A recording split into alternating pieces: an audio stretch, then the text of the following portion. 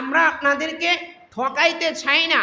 স্বামী স্ত্রী পুরুষ মহিলা সমান অধিকারের নাম দিয়া পশ্চিমারা আপনাদেরকে যেই পরিমাণ ঠকাচ্ছে, আমরা মুসলমান হয়ে আপনাদেরকে ঠকাতে চাই না।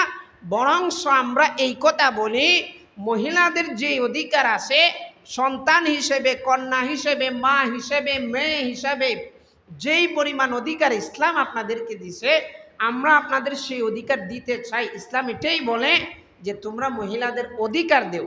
কিন্তু এখন যদি অধিকার বাদ দিয়া চান স্বামী স্ত্রী সমান হয়ে যাইবেন, বেড়া আর বেড়ি সমান হয়ে যাইবেন, তাহলে তো জায়গায় জায়গায় উষ্টা খাইতে হবে, জায়গায় জায়গায় ঠকতে হবে।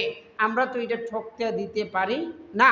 আর পশ্চিমারা এটাই চায় যে স্লোগানের নাম দিয়া তলে তলে যেন মহিলাদেরকে বিকৃত পণ্য হিসেবে ব্যবহার করা যায়। তার মানে বুঝলাম এই যে আবেদনটা তারা করছে এটা সম্পূর্ণ অযৌক্তিক, এটার কোনো যুক্তিকতা নাই।